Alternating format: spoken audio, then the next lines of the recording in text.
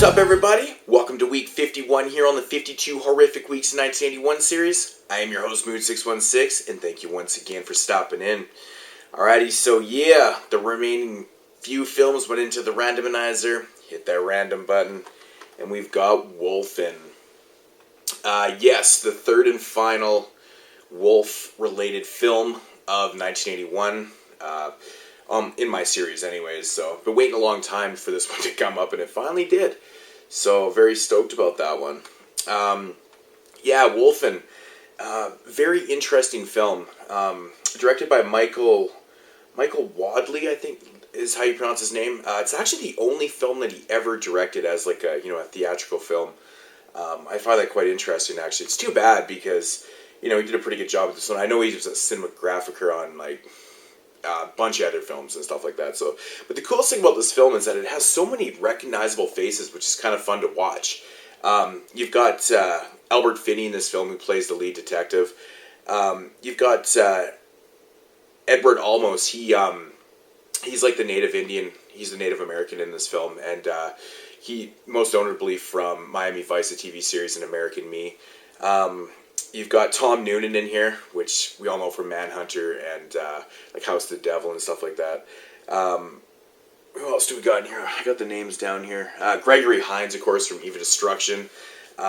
You've got, I can't remember the guy's name, but the father from Family Matters was also in, Die Hard and stuff like that. Who else do we got? Wanted to say, and Dick O'Neill also. So many recognizable faces. Very cool stuff, and great performances.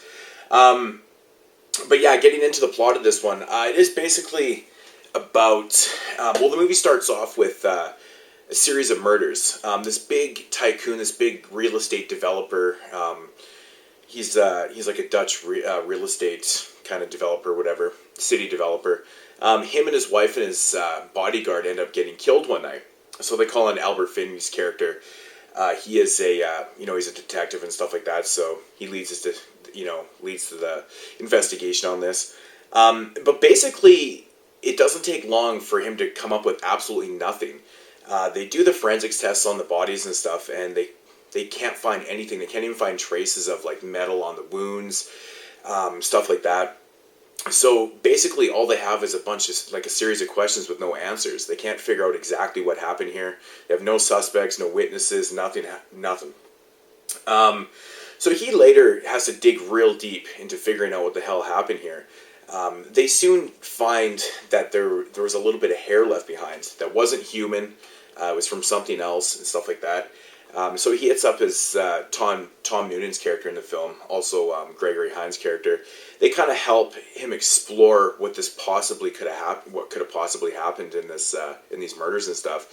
And they basically kind of come down to like this ancient folk kind of myth about native spirits and shape-shifting and stuff like that. The backstory is with that is that I guess when the white people came over and stole the lands, they the Native Americans and the wolves were already kind of living together, and when they stole the lands, it kind of killed the Native Indians, and same with the wolves and stuff, and they kind of became one. That's how like the legend or the myth goes and stuff like that. So so they start to explore this. Of course, Albert Finney's character he's just not buying this at all. It just doesn't make sense.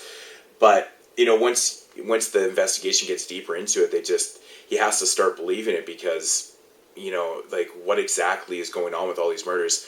And yeah, of course you got more murders that happen and stuff, and it's just mind fucking to the characters and stuff. So so they have to keep digging deeper and stuff. But yeah, so that is your entire premise of the film.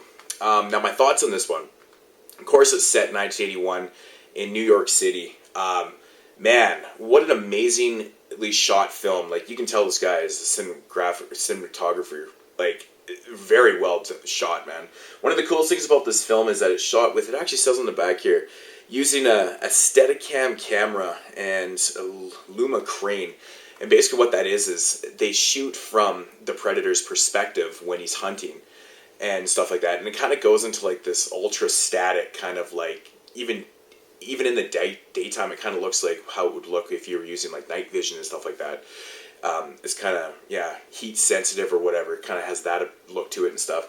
I thought that was just very, very well done. So it's all done from the POV of the Predator. So very cool. But yeah, shot brilliantly in New York City.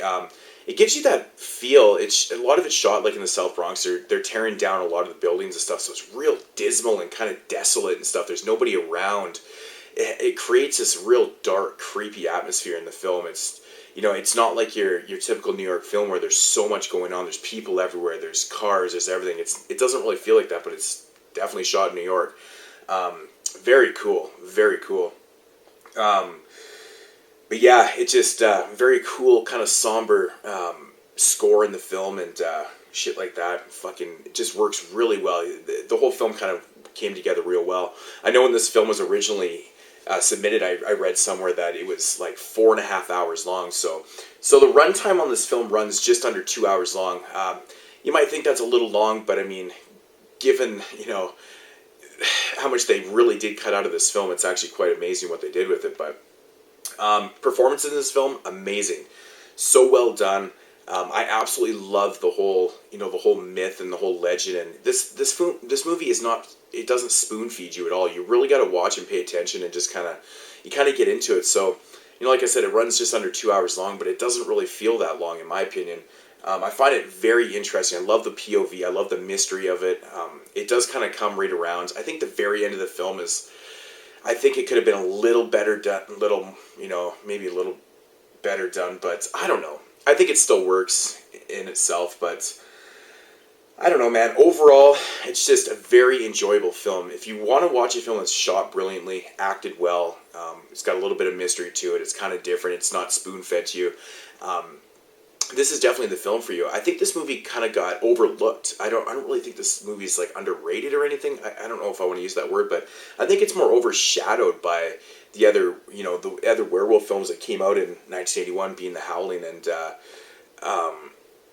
American Werewolf in London. You know, those two movies are just so iconic and classic and stuff. You know, this movie doesn't feature any, transformations or anything like that. It's more about the myth and the actual story and the legend of what's going on and the investigation, and so it kind of keeps you thinking through the whole movie. I think this movie was just interpreted completely wrong, and I still think it is, to be honest. I mean, I even find myself saying, it's a werewolf film. It's a werewolf film. It's definitely a wolf film, but it's it's based on this whole legend, and I think that's completely brilliant. If you've seen this movie and you didn't quite like it, maybe give it another shot. I mean, I've talked to quite a few people over the, my time on YouTube about this film, and they said, it's okay, it's too long, stuff like that. I think maybe give it another try, and if you've never seen it, definitely check it out. I think it's a movie that needs to be watched. Like I said, it's just, everything about it is pretty brilliant. It's well shot, well acted, and a very cool story. It's just different. So, yeah, I don't really know what else to say about this. Without really giving anything, too much away about the movie and stuff. But, I highly recommend this one. If I had to rate this, I'd probably give it a good 7.5, maybe 8 out of 10. I think it's brilliant. Oh, and I didn't actually touch on the effects. Now, there's not a whole lot of killings in this movie, but when they do happen, it's pretty fucking well done, I gotta say. The effects are really well done, and there's actually one kind of quirky part in the film. I won't even say what it is, but if you're paying attention throughout the film and the dialogue and stuff, and they're just talking about when heads get decapitated and stuff, like you could possibly see your body, up to a minute after, because your brain can live, without oxygen for like a minute and stuff. So you theoretically could actually see your own body with your head severed from your torso. There's kind of a quirky moment towards the end of it, but that kind of ties into it. But the gore effects I thought were actually really well done. It's not over the top. It's very fitting, and very enjoyable movie. I'm sorry if this has gone on too long, but I don't know, man. I want to talk about it, but I don't really want to give anything away, so I think I'll just leave it right there. But I do highly recommend Wolfen. I wish this movie would get a Blu-ray release with, lots of special features and stuff. I think this is one that Screen Factory should try getting a hold of. I think this DVD might be out of print. I'm not 100% sure on that. But yeah, Amazing film, and I can't get over Albert Finney's character in them. He's just so good in the movie. He's just kind of grumpy, but not really. He's just a really fun character. But yeah, so week 51 here. I'll be back next week. Sorry about this review being so late in the week. I usually try to get these up before, Sunday, Monday, Tuesday, earlier in the week, but being Christmas week and just being super busy, even with my Christmas series that I was doing, I was just so overwhelmed this week with shit. So yeah, this is Thursday night. It's like 2 in the morning that I'm doing this review right now, so sorry about that, but so of course next week is week 52. I will have the contest results. I hope someone wins. I think there's still 1 or 2 people left in the contest that can possibly get the 50-second film. If it doesn't happen, then like I said before, I'm just going to throw the names into the randomizer and maybe hit the randomizer 3 times, and whoever comes up will be the winner, so everyone has a chance. So, but yeah, anyways, Wolfen, definitely check this out. Very fun film. Yes, awesome stuff. Alright guys, I will see you, I guess, in a couple days, really, because this one's so late in the week. But anyways, guys, week 51 here. I am your host, Moon616. Signing off. Peace out, homies.